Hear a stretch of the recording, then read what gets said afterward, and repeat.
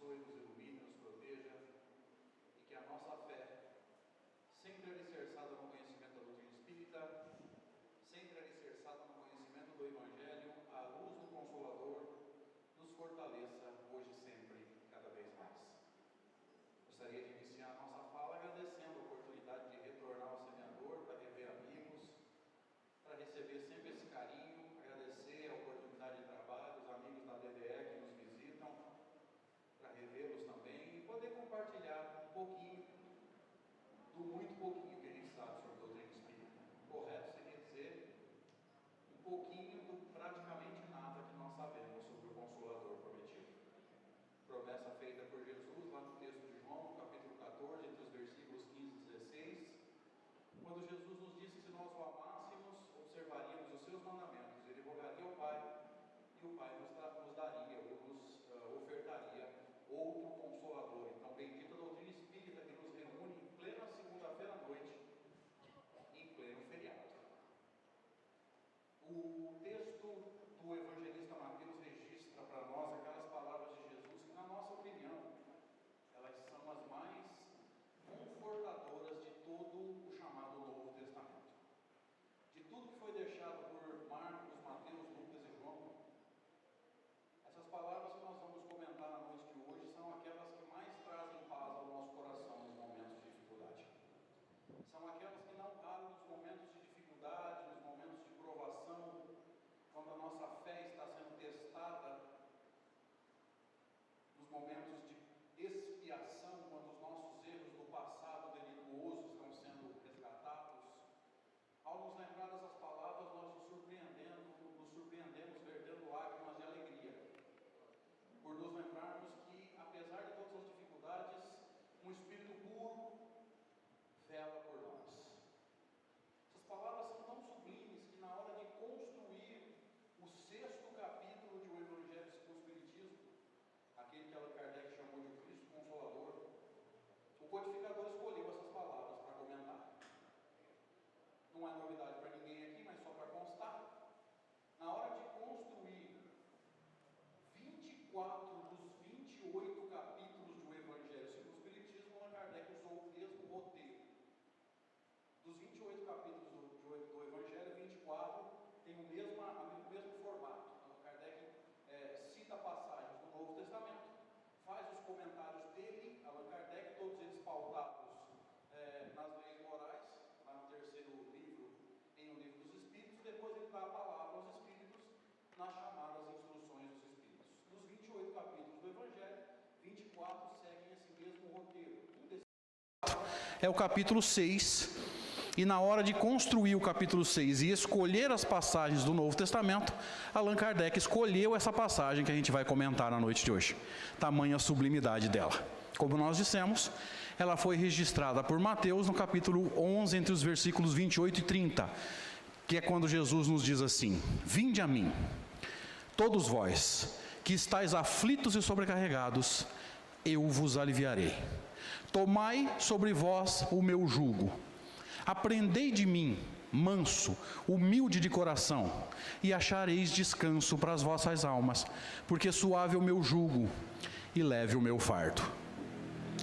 Depois de alguns anos meditando sobre essas palavras, tentando encontrar o sentido profundo delas, e é claro que encontrar sentido profundo nas palavras escritas a respeito de Jesus e nos textos de Allan Kardec leva tempo e requer de nós um pouquinho de maturidade doutrinária. E cada um encontra a profundidade que consegue, cada um de nós interpreta da melhor forma que pode. Porque interpretar texto a respeito de Jesus e os textos de Allan Kardec é como mergulhar no oceano. Nos primeiros mergulhos, quanta profundidade nós temos? Quem me ajuda? Nos primeiros mergulhos a gente aprofunda bastante? Na verdade, nos primeiros mergulhos a gente vai treinar na piscina, né? Então, na verdade, em termos de interpretação de Evangelho e interpretação de texto de Allan Kardec, nós estamos na piscina ainda. Então, essa profundidade que a gente procura, ela é relativa ao nosso nível moral e ao nosso nível intelectual e doutrinário. Então, a gente vai trazer para vocês aqui o pouquinho que a gente conseguiu descobrir dentro da nossa capacidade, mas já é extraordinariamente surpreendente ver aquilo que Jesus está nos oferecendo e que a doutrina espírita, bendito Consolador prometido, já nos consegue clarear. Jesus inicia a passagem fazendo um convite: vinde a mim. Por isso que, se nós tivermos que dar um nome para essa palestra, nós chamaríamos de o divino convite. Mas quanto tempo tem esse convite? Num movimento instintivo, a gente vai dizer assim: André, são 2000 anos, foi quando Jesus esteve encarnado entre nós, trazendo a lição imortal do Evangelho. Será que são só 2000 anos?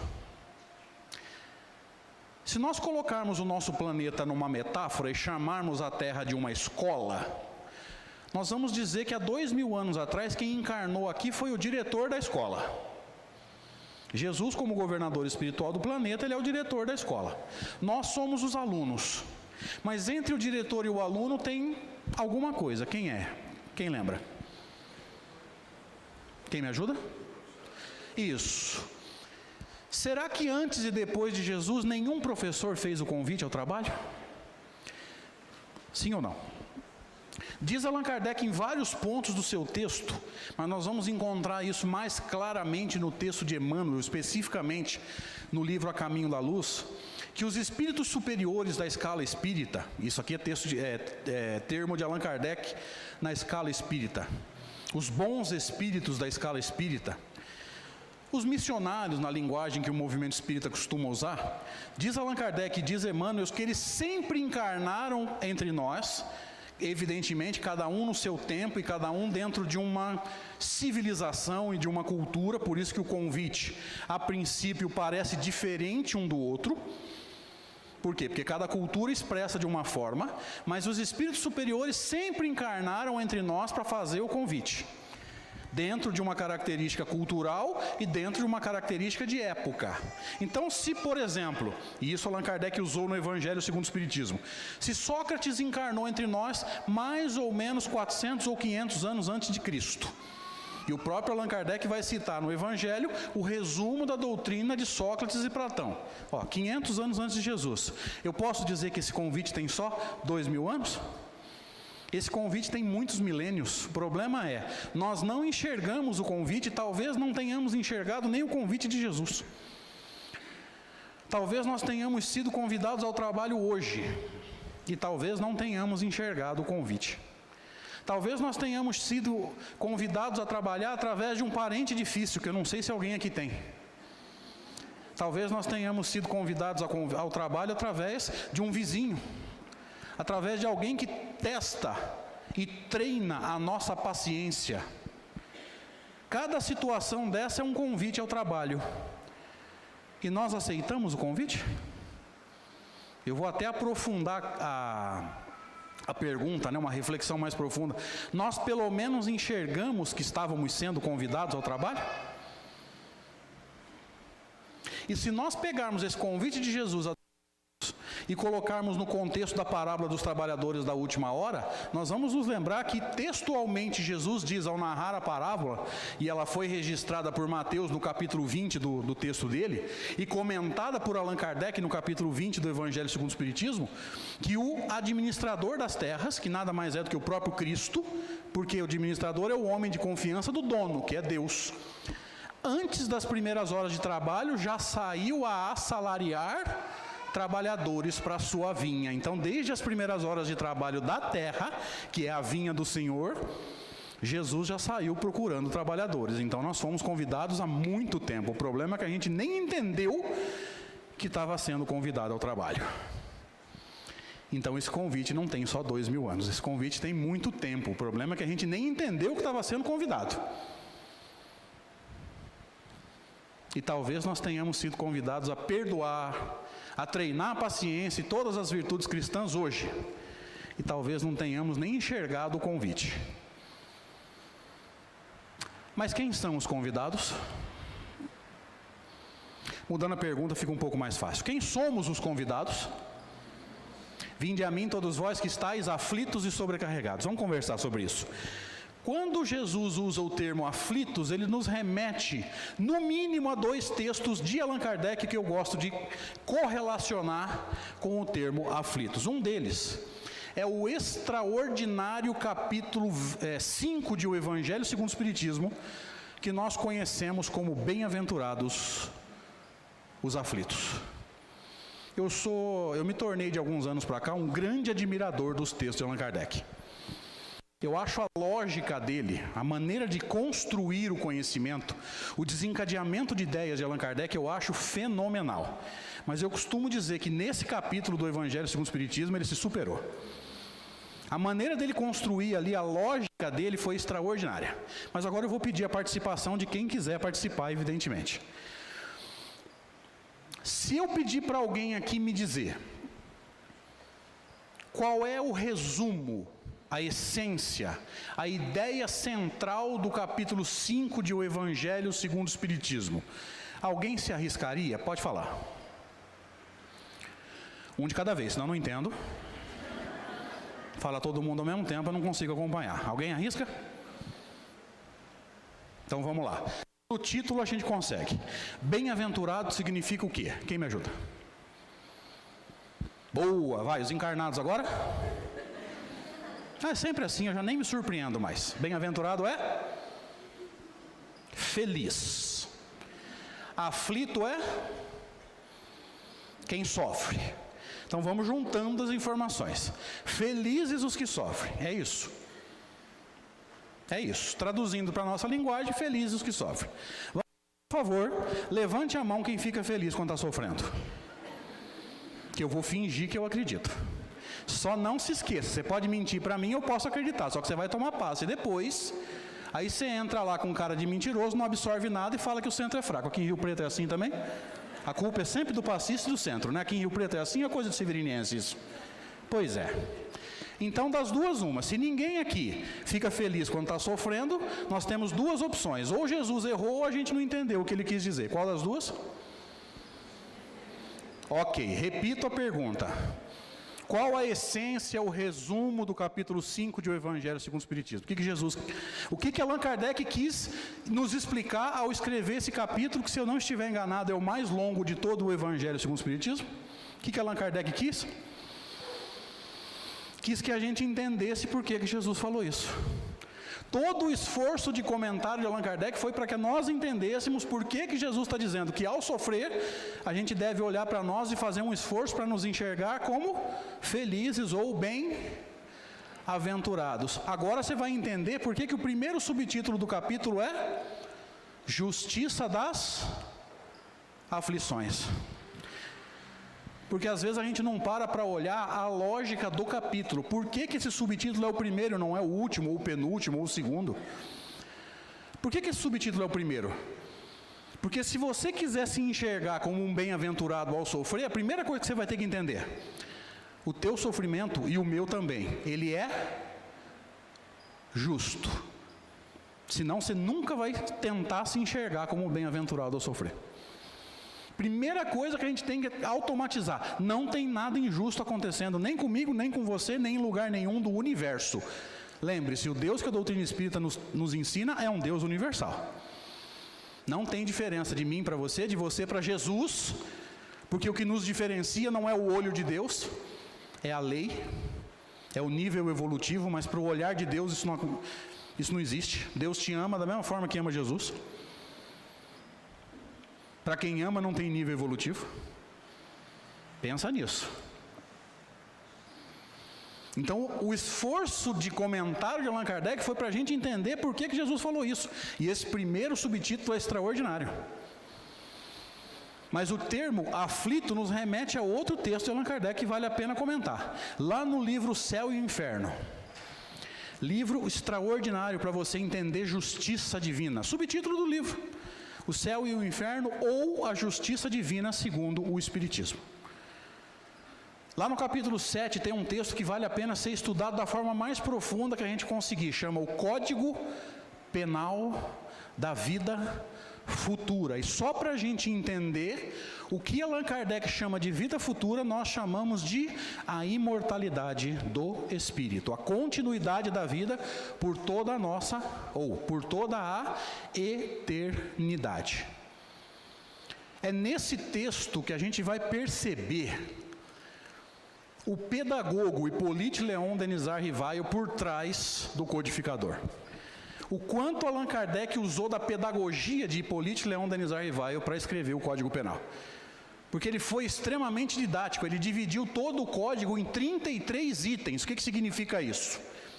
Ele mastigou ao extremo para qualquer um entender. E no item 33 ele ainda fez um movimento extraordinário. Ele diz assim: não obstante o grande número de gêneros e graus de sofrimento dos espíritos imperfeitos, o Código Penal da vida futura pode se resumir nesses 3 itens. O que ele fez? Um resumo dos 32 itens anteriores. Gente, é típico de pedagogo isso. É típico de quem está preocupado em fazer as pessoas entenderem. Porque o bom pedagogo é aquele que está preocupado com quem vai ler o livro. Ele não escreve para ele escreve para quem vai ler. O bom pedagogo é aquele que sobe aqui e se preocupa com quem está ouvindo. O que ele faz? Ele escreve 32 itens e depois resume tudo. Você pode escolher o que você quer fazer agora. Se você vai ler 32 itens e depois vai usar o 33 para se avaliar, ou se você vai ler o 33 como resumo e depois mergulha nos 32 para se aprofundar. Você escolhe o caminho de estudo agora. Por causa do tempo, nós vamos nos apegar ao resumo, que é o item 33. Ele é dividido em 3 subitens e o primeiro calha muito bem com o termo aflitos de Jesus. Allan Kardec escreve assim: o sofrimento é inerente à imperfeição. Inerente é um termo que Allan Kardec gosta muito. Significa naturalmente ligado, naturalmente conectado com alguém ou alguma coisa. Então vamos traduzindo. O sofrimento é naturalmente ligado à imperfeição, para qualquer um entender. Todo espírito imperfeito sofre. E o termo imperfeito já nos remete a outro texto de Allan Kardec que nós temos que estudar. Principalmente dirigente de casa espírita, dirigente de reunião de estudo, dirigente de reunião mediúnica, chama A Escala Espírita. Livro dos Espíritos, do item 100 para frente, que não é pergunta e resposta, é um texto grande, profundo. E quem estudou aquele texto finalmente entendeu o quê? Que cada um de nós aqui só oferece o que tem. Ninguém aqui oferece mais do que tem. E não é porque o fulano desencarnou que ele virou santo, espírito de luz, filósofo, nada. Ele só vai amadurecer no plano espiritual conforme ele for enxergando os erros e for corrigindo. Kardec dividiu todos nós aqui, segundo os critérios dos espíritos superiores, em 3 ordens. Os espíritos de terceira ordem foram, ou fomos, chamados de espíritos imperfeitos. Característica principal, predominância da matéria sobre o espírito. O que significa isso? Quando a gente está no plano espiritual, a gente pode até ter boas ideias e boas intenções. Quando a gente mergulha na matéria, meu Deus, tem piedade de nós. Então chega no plano espiritual, a gente estuda, a gente se prepara, o mentor bate no ombro e fala: vamos reencarnar? A gente estufa o peito gostoso, e fala assim: vamos, só se for agora. Vamos resgatar o erro do passado? Vamos. Vamos nos reaproximar do inimigo? Vamos. A hora que chega aqui, balada, micareta, rodeio fest. Me ajuda aí, gente, vocês que estão de Rio Preto. Vai, pensa o que vocês quiserem, vai. Cada um pensa no que gosta. Mas cuidado, vocês vão tomar passe depois, não sintoniza não. Só pensa, assim, dá uma piscadinha e volta. Aí chega aqui, os compromissos espirituais vão para onde? Para qualquer lugar, menos para o nosso mundo interior. Ou seja, tudo que é da matéria, a gente corre atrás. Tudo que é para o engrandecimento do espírito imortal, deixa para lá. A matéria sobrepuja o espírito. Por que a gente sofre? Porque a gente corre mais atrás do que é interessante para a matéria, do que é interessante para o espírito. Entenderam por que a gente sofre? Olha só. Mas olha que interessante. Jesus não falou apenas em vinde a mim todos vós que estáis aflitos. Ele falou em vinde a mim todos vós que estáis aflitos e sobrecarregados. Vamos nós. Será que nós estamos sobrecarregados? Tem bastante coisa para fazer? Nós estamos dando conta da vida? O problema é, E nós precisamos fazer essa pergunta para nós mesmos. Por que nós estamos tão sobrecarregados? Por que nós não estamos dando conta dos nossos afazeres? E geralmente a gente responde, ou a gente ouve o seguinte: é a globalização. É a velocidade de transmissão de informações. O que acontece do lado do mundo, do outro lado do mundo hoje, minutos depois o planeta todo fica sabendo e não deixa de estar certo. Eu gosto muito de um exemplo, aconteceu há 13 anos atrás. Vocês lembram, salvo engano, dia 2 de abril de 2005, quando o Papa João Paulo II desencarnou? Lembram disso, gente? Eu me lembro bem, e a data é fácil de guardar, porque é o aniversário de Chico Xavier, qualquer um guarda, né? Não pensa que é memória não, viu gente? É só associar, viu? Gente, 3 horas depois, mais ou menos, o planeta todo sabia, quase sim, 70% do planeta sabia que o Papa tinha desencarnado. Por quê? Televisão, internet. Se fosse 40 anos antes, quanto tempo demoraria? Está tudo muito rápido hoje, não está? O problema é, agora eu quero que vocês pensem comigo. A culpa da nossa sobrecarga é a velocidade das informações e a velocidade do mundo, ou a nossa incapacidade de falar deu? Eu estou no meu limite, não quero mais. Qualquer coisa que eu fizer a mais do que o meu limite, eu abro mão da minha qualidade de vida. Vou aprofundar. Alguém aqui além de mim pega mais compromisso do que dá conta? Levante a mão, por favor. Não, se levantar a mão, tem uma câmera filmando. Arrisca. Todo mundo aqui sabe falar não? Ou a gente vai pegando compromisso, porque se eu falar não, a fulana vai ficar brava comigo. Como é que chama isso? Querer estar bem com todo mundo? Vaidade. O vaidoso é aquele que não quer fazer o certo, ele quer estar bem com todo mundo. Ou seja, eu quero ser amiguinho de todo mundo. Você viu em algum ponto do Evangelho Jesus querendo estar bem com todo mundo? Me mostra. Jesus queria estar bem com todo mundo ou Jesus fazia o certo? Me ajuda? Queria estar bem ou fazia o certo? Vou colocar nos nossos dias de hoje. Se você for honesto, você vai ter um tanto de desonesto que não vai gostar de você. E aí? O que você vai fazer? Você vai ser honesto ou você vai ser desonesto para ficar bem com eles? Se você for verdadeiro, você vai ter um tanto de hipócrita que não vai gostar de você. E aí, o que você vai fazer? Você vai ser verdadeiro ou você vai ser hipócrita para ficar bem com eles? É uma decisão sua. Vocês conhecem, alguém aqui conhece o trabalho, pelo menos da internet que seja, de um médico de São Paulo, que estuda a mediunidade à luz de Allan Kardec, de André Luiz, faz estudos sobre a glândula pineal, chama Sérgio Felipe de Oliveira? Alguém conhece os estudos dele?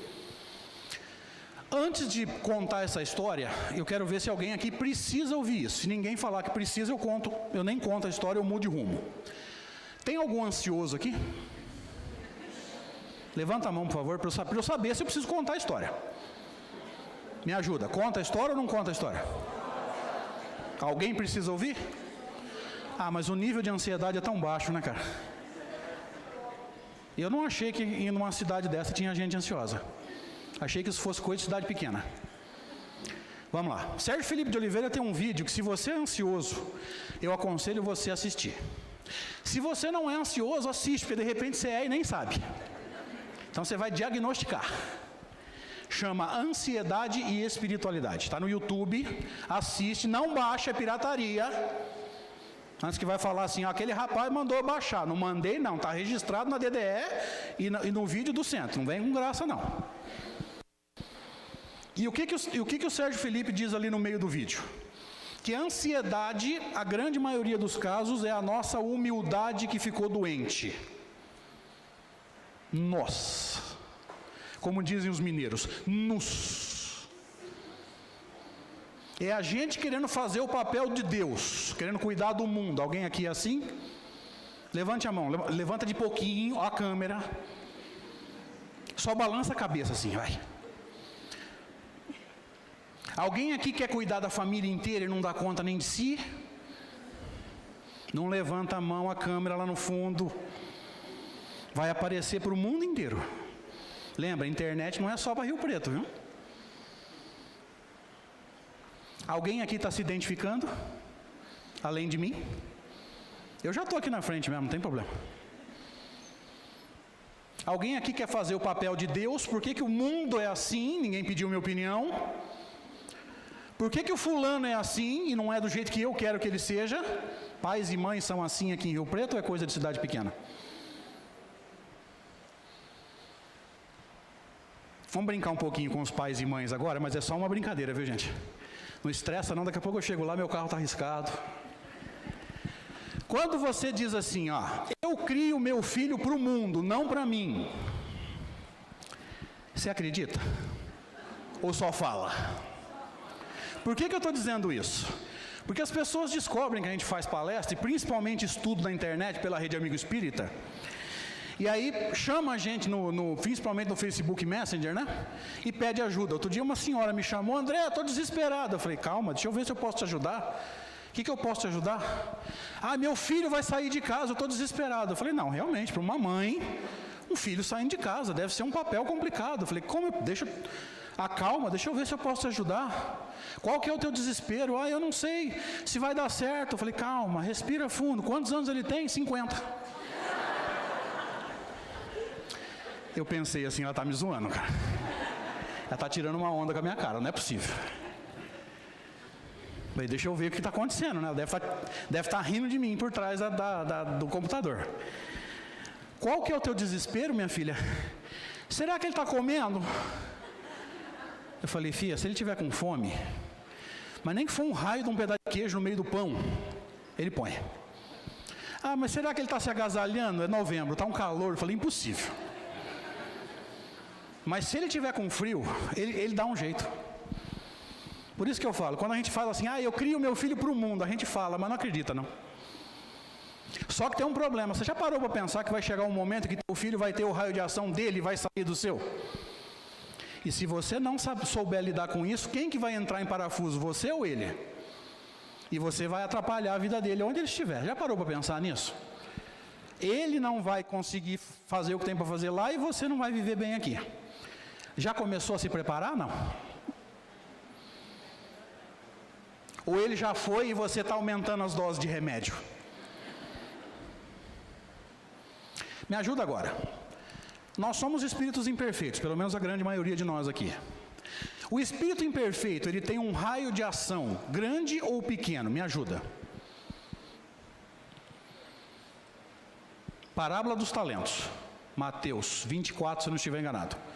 Cada um dos servos recebeu um número X de talentos de acordo com a sua capacidade. Se o nosso raio de ação é de acordo com a nossa capacidade, nós somos imperfeitos, nosso raio de ação é grande ou pequeno? Pequeno, minúsculo. Mas alguém aqui, além de mim, tem mania de querer agir fora do raio de ação? Fulana não está fazendo o serviço dela. Opa, esqueci de fazer o meu também.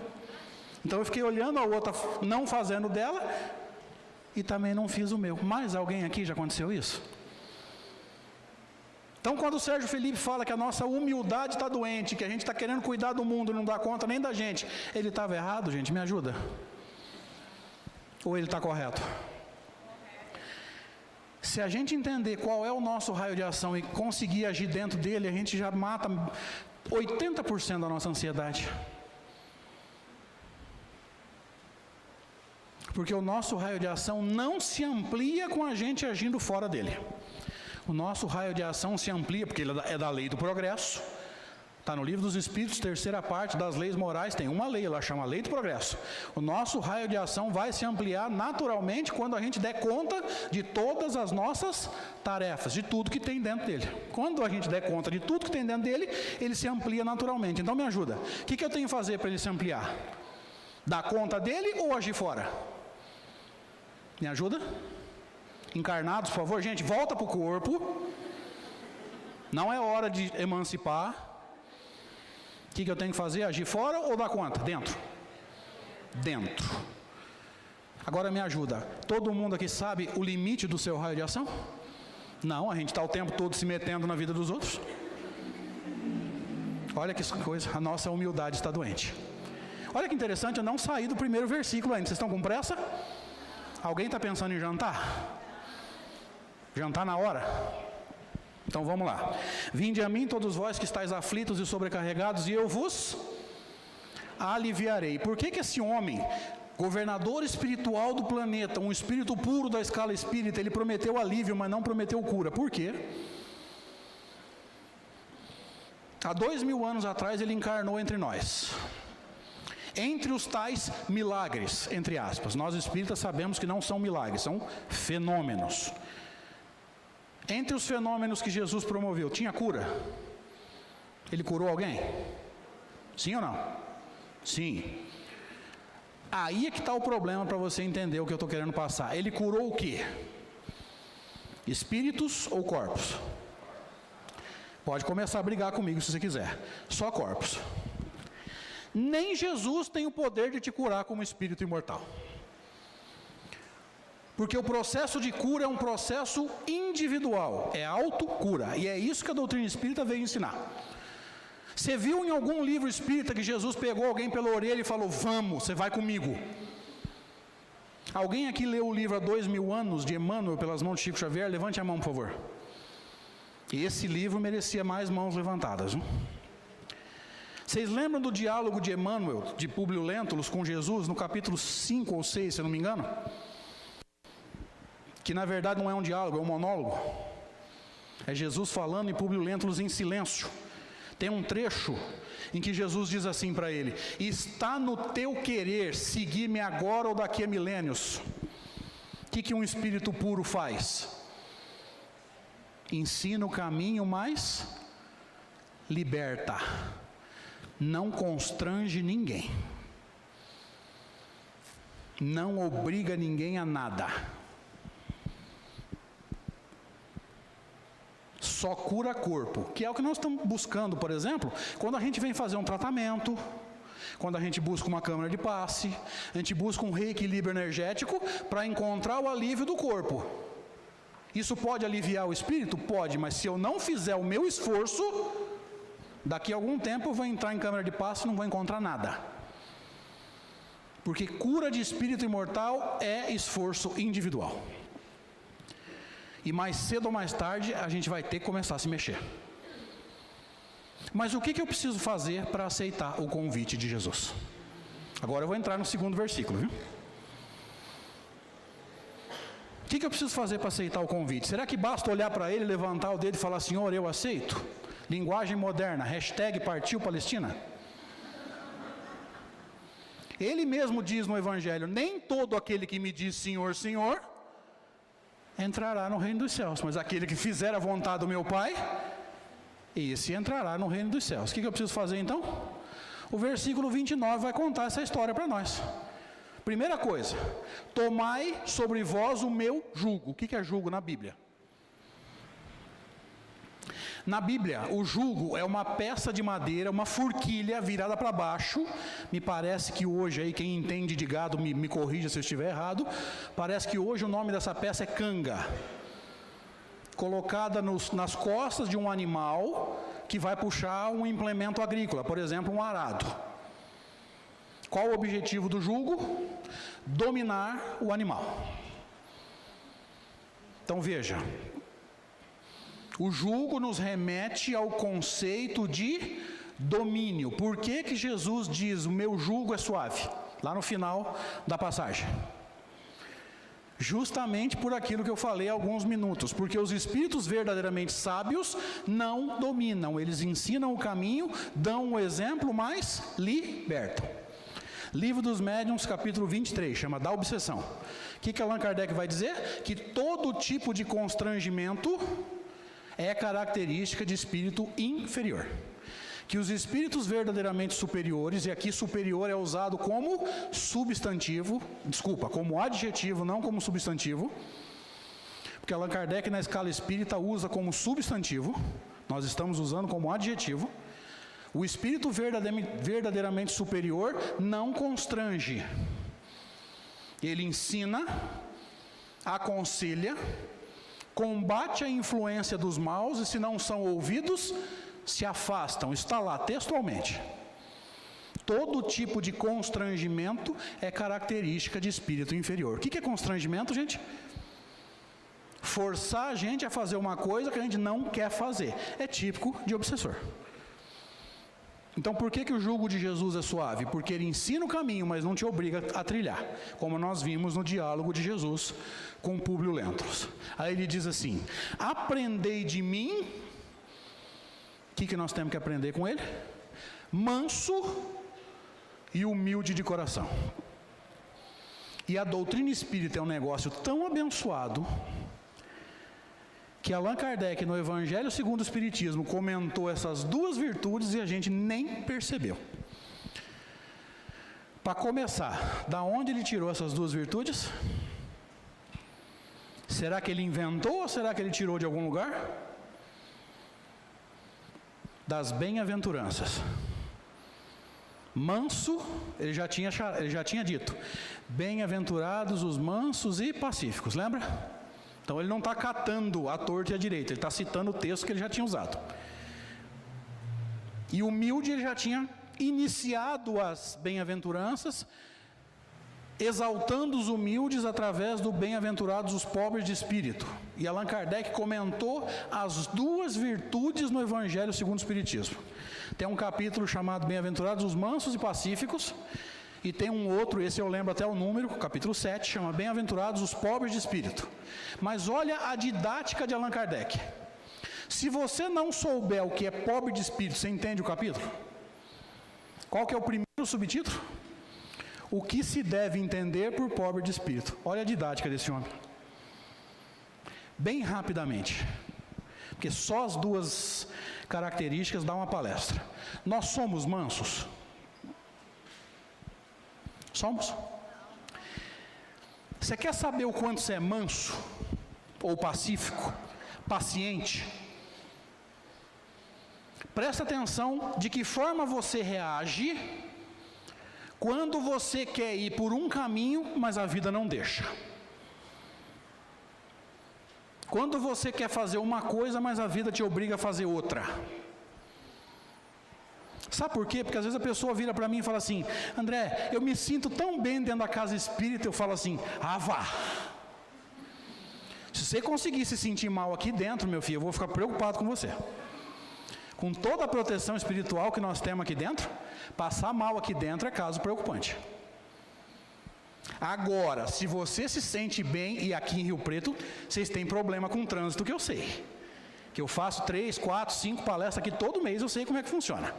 Se você se sente bem, consegue manter a sua paciência no trânsito de Rio Preto, aí eu sei que eu estou falando com o espírito superior. Então vamos brincar aqui. Imagina que você está de Bacite, 3 horas da tarde, naquele calor do verão.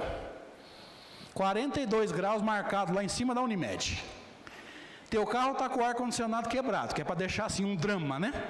Porque se não tem ar, você se resigna. Mas tem e está quebrado. Aquele povo educado, buzinando. Para do teu lado um carro ouvindo funk, e do outro lado ouvindo sertanejo universitário. Você mantém a calma? Se você mantiver a calma, você pode olhar para você e falar assim: realmente eu estou amadurecendo espiritualmente. Gente, brincadeiras à parte, a nossa paciência é testada nos momentos difíceis. É aí que você sabe o quanto você está crescendo em paciência. Não venha me dizer que você tem paciência aqui dentro, qualquer um tem. Jesus falou sobre isso, pelo menos na ideia. Lembra, ó, se vós amais somente aqueles que vos amam, que mérito haveis de ter? Amar o que te ama é fácil. Ter paciência aqui dentro é fácil. Ter paciência no trânsito. Ter paciência na tua casa no fim de semana, na festa com o cunhado e a sogra. Dá? É ali que você é testado. Enfim, a ideia central é: presta atenção na nossa forma de reagir quando a vida obriga a gente a fazer coisa que a gente não quer. Obriga a gente a deixar de fazer coisa que a gente queria muito fazer. É aí que nós somos testados. E humildes, nós somos.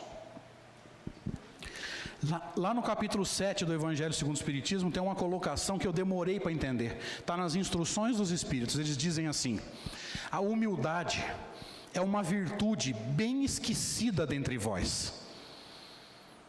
E eu demorei para entender, rapaz. Sabe por que ela é esquecida?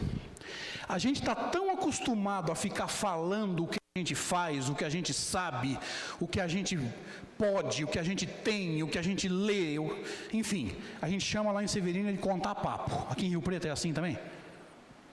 Todo mundo sabe o que é contar papo? A gente está tão acostumado a contar papo, que se alguém não fizer isso, a gente não fala que ele é humilde, a gente fala que ele tem autoestima baixa. O fulano não fala dele, ele está com problema. Quantas vezes Chico Xavier foi acusado de ter autoestima baixa? Sabe por quê? Porque ele não ficava falando o que ele via, o que ele sabia, o que ele podia, e olha que ele podia, hein? Apesar da simplicidade dele. E dizem alguns biógrafos que quando alguém, muitas vezes as pessoas chegavam e sentavam do lado do Chico, com o ego aflorado, parecia um pavão, e começava: Chico, eu sei, eu faço, eu tenho, eu posso, eu leio, eu estudo, e ficava, né? E o Chico, aquela paciência dele, né? Típico de espírito superior, né? Como é que ele respondia? Oh, meu filho, que bom. Continua fazendo. Jesus vai precisar de você. Sabe por quê? Porque quem ama não bate de frente. Quem ama incentiva. Continua. E nós? Se alguém sentar do nosso lado começar: eu sei, eu faço, eu tenho, no meio da conversa, o que nós faz? Eu também sei. Eu também faço. Vocês já viram o diálogo entre dois orgulhosos? Levante a mão quem já viu. Não viu porque não existe, não é diálogo, são dois monólogos. Eu sei, o outro responde: eu também sei. Eu faço, o outro também faço. Eu tenho, eu também tenho. Daqui a pouco um não tem mais o que abafar o outro, ele se pega de soco e pontapé. É uma coisa assim bem equilibrada, né? Bem cristã. Mas vamos fechando o raciocínio. Então, se eu tomar essas atitudes que Jesus recomenda no versículo 29, tomai sobre vós meu jugo, portanto, libertar-se. Libertar-se do quê? De nós mesmos. Das imperfeições que estão nos prendendo à dor. Gente, nós estamos sofrendo por culpa de quem? Aqui em Rio Preto, essa mania de falar que sofre por causa do marido, da esposa, dos filhos, aqui é assim também. Gente, nós estamos sofrendo porque a gente não sabe enfrentar as dificuldades. Dificuldades que nós aceitamos no planejamento reencarnatório. A gente pede a dificuldade para crescer e agora não quer enfrentar. Vai entender, hein? Então vamos lá. Se eu tomar o jugo de Jesus para mim, portanto eu me liberto, principalmente de mim mesmo. Me torno mais manso e mais humilde. A minha vida muda. Vocês estão no corpo, gente? Está todo mundo assim, desperto? Querem um café? Vou perguntar de novo. Se eu tomo o jugo de Jesus para mim, portanto, eu me liberto, principalmente de mim mesmo, me torno mais manso e mais humilde, minha vida muda? Sim ou não? Sim. Qual vai ser a minha, entre aspas, recompensa, ou a consequência, a colheita? Se o plantio muda, a colheita muda? Então me ajuda agora. Por que a nossa vida não muda? Nós espíritas temos mania de falar assim: é o obsessor. Tudo é culpa de obsessor. Antigamente a gente não era espírita, a culpa era do demônio, diabo, satanás. Agora é o obsessor. Gente, só mudou o nome. De qualquer forma, a culpa é de alguém que não deixa. A culpa é sempre dos outros, né? Só mudou o nome, gente. Sabe por que a nossa vida não muda? Porque a gente não mudou 1 centímetro do plantio. Nós estamos plantando igual. Einstein falou sobre isso. Não há prova maior de insanidade do que fazer as mesmas coisas e esperar resultado diferente. Planta diferente. Você vai colher diferente. Então vamos lá. Se eu plantei diferente, se eu me libertei, me tornei mais manso e mais humilde, a minha vida muda ou não? O que eu vou colher? Diz Jesus: achareis descanso para as vossas almas. O que é descanso para as almas? Aposentadoria.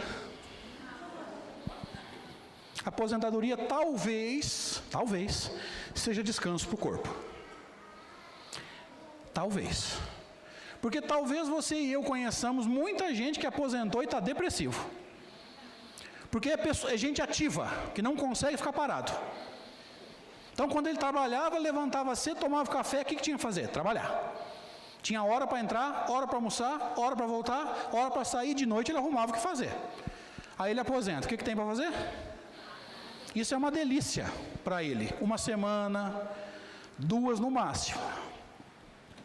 E para espírito imperfeito, como a maioria de nós, aquele ditado antigo, lembra? Cabeça vazia é válido, viu? Eu sei que a gente não acredita em diabo, mas acredita em espírito inferior que influencia a gente. Questão 459 do Livro dos Espíritos. Influem os espíritos na nossa vida? Muito mais do que nós imaginamos. Espírito imperfeito tem que manter a cabeça ocupada com coisa boa o tempo todo. Não dá bobeira. Pelo amor de Deus. Porque para cair hoje está facinho. E o que mais tem na internet e na televisão é notícia ruim. Política, então, Jesus amado. Não sintoniza com isso. Sugestão de amigo. Então, descanso para as almas não é aposentadoria? Não. O que é então? Vida mansa? Será que um espírito imperfeito vivendo num mundo de expiação e provas pode esperar a vida mansa? Diz o Livro dos Espíritos, se eu não estiver enganado, na questão 133, que os espíritos se instruem e amadurecem pelas dificuldades da vida. Ou seja, sem dificuldade da vida a gente não amadurece. Repito a pergunta: nós podemos esperar a vida mansa? A gente precisa disso para amadurecer. É fácil de entender.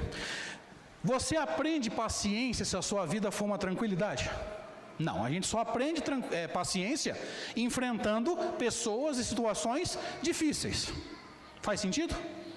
Entender agora por que um espírito amigo fala lá no Evangelho segundo o Espiritismo, salvo engano, capítulo 9, item 7, assim: a dor é uma bênção que Deus envia aos seus eleitos. Sem ela a gente não amadurece. Entenderam agora por quê? E eu tenho uma notícia assim, triste. Pautado em Allan Kardec no Livro dos Médiuns. Se você estiver esperando o mundo de regeneração em 2057, você vai quebrar a cara. Porque espírito superior não coloca data. Então puseram data na boca de Emmanuel. Para mim ele não falou nada disso. E é só você olhar a situação do planeta hoje que você vai ver que em 39 anos não tem nada que vai acontecer que vai mudar esse planeta desse tanto. O mundo de regeneração é uma construção. E nós não saímos nem do alicerce dele ainda.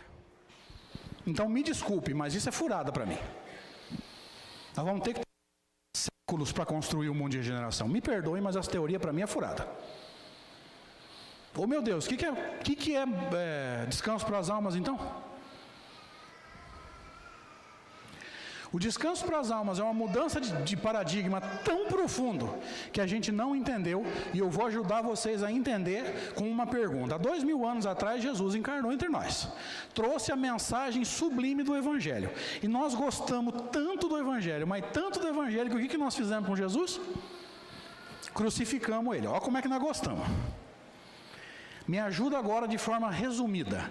Ele nos perdoou, sim ou não? Sim ou não? Garanto que não. Um espírito desse nível se ofende? Quem ama se ofende? Se ele não se ofendeu, ele tem alguma coisa para perdoar? Ele tem alguma coisa para perdoar alguém? O amor sublime, o único espírito na terra que sintoniza plenamente com Deus, o único espírito que tem o direito de dizer o Pai e eu somos um, tem alguma coisa para perdoar? Tem? Tem não. Isso é descanso para as almas. O descanso para as almas não é o dia que o mundo vai deixar de bater na gente. O descanso para as almas é o dia que a gente vai ser tão manso e tão humilde, que é a gente que não vai se sentir ofendido. Faz sentido? Faz ou não? Eu sei que está longe. Eu tenho plena consciência disso. Está longe para mim também. O problema é, você já imaginou um maratonista que para na linha de largada e fala assim, 42 quilômetros, não vou não. Você imagina ele fazendo isso? É isso que nós estamos fazendo. A gente está olhando isso e falando assim, nossa, agora que eu estou aprendendo a perdoar, ele está me falando que a meta é nem me ofender. Se você desanimar, cruzar os braços e falar não vou, o problema é seu. Então, se você aprendeu a perdoar ou está aprendendo, você está de parabéns. Só não acomoda. Porque um espírito puro não perdoa, porque ele nem se ofende. O descanso para as almas não é o dia que a gente aprender a perdoar, embora seja um passo importante. Se você já está trabalhando bem o perdão dentro de você, você está de parabéns. Mas a alma vai descansar plenamente no dia que o mundo bater, falar, agitar e ele, Senhor, ninguém conseguiu me tirar do sério por mais que tenham tentado. Imagina o dia que a gente vai poder deitar na cama e pensar, Senhor, bateram, caluniaram, mas ninguém me desequilibrou. Eu não deixei. Sabe por quê? Porque eu confio em Ti. Eu não quero mais a aprovação dos homens, eu quero a Sua. Faz sentido, gente? Eu estou sonhando muito alto. Foi isso que Jesus veio ensinar há 2000 anos, e é isso que a doutrina espírita, como Consolador prometido, veio reforçar.